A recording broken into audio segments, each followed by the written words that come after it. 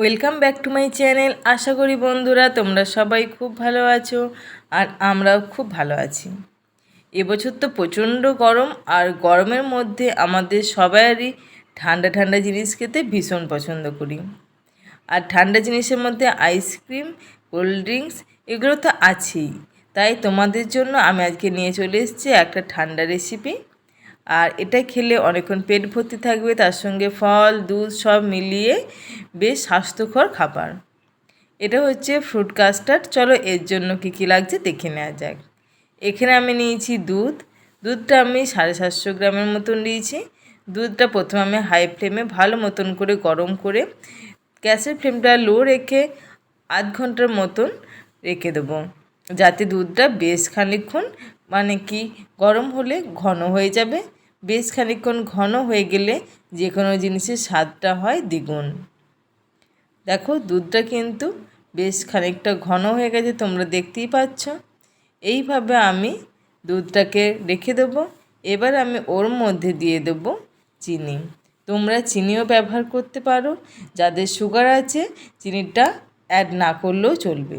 এখানে আমি ছোট কাপের 1 কাপের মতন চিনি দিয়েছি। চিনি বেশি দিইনি, যেহেতু আমি ফল অ্যাড করব তাদের মধ্যেও একটা মিষ্টতা ভাব থাকবে, সেই জন্য আমি বেশি চিনি ব্যবহার করিনি। চলো এইভাবে আমি বেশ খানিকক্ষণ আর একটু গরম করে নেবো, যতক্ষণ না চিনিটা গলছে। দেখো চিনিটা আশা করি গলতে আরম্ভ করে দিয়েছে। চলো এবারে আমি এই সময় কাস্টার্ডের মিশ্রণটা তৈরি করে নেব। এখানে আমি 3 টেবিল স্পুনের মতন কাস্টার্ড পাউডার নিয়েছি।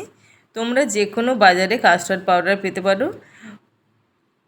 কাস্টার্ড পাউডার নিয়েছি, এর মধ্যে আমি দিয়ে দিচ্ছি 2 থেকে 3 চামচ দুধ, কিংবা ছোটো কাপের 1 কাপ দুধ দিলেও হবে।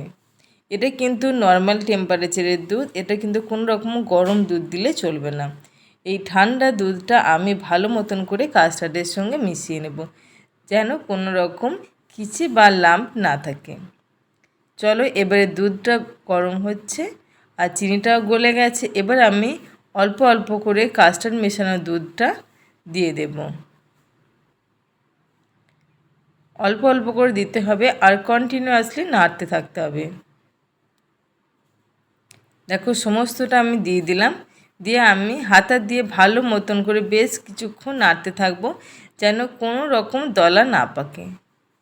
দলা পাকলে জিনিসটা মোটেই ভালো হবে না। এই সময়তে তোমরা অবশ্যই গ্যাসের ফ্লেমটা লো রেখে দেবে।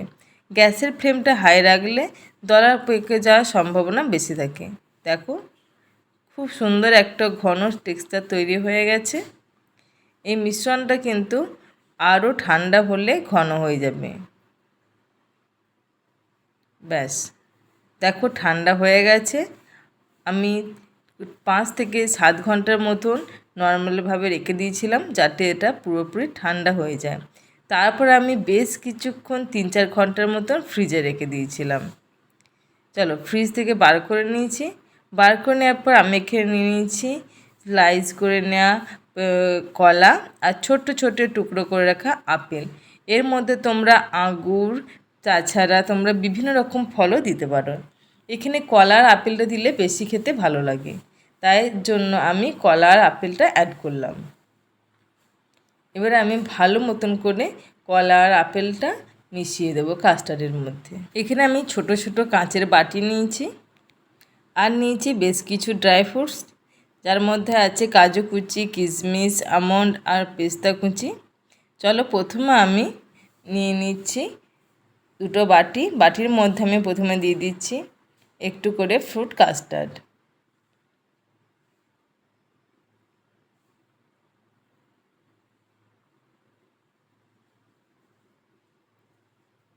ফ্রুট কিন্তু স্বাস্থ্যের পক্ষেও ভালো, আর গ্রীষ্মকালে তো যে কোনো রসালো ফল খেতে আমরা ভীষণ পছন্দ করি, আর ঠান্ডা ঠান্ডা যে কোনো ফল খেতেও তো পছন্দ করি।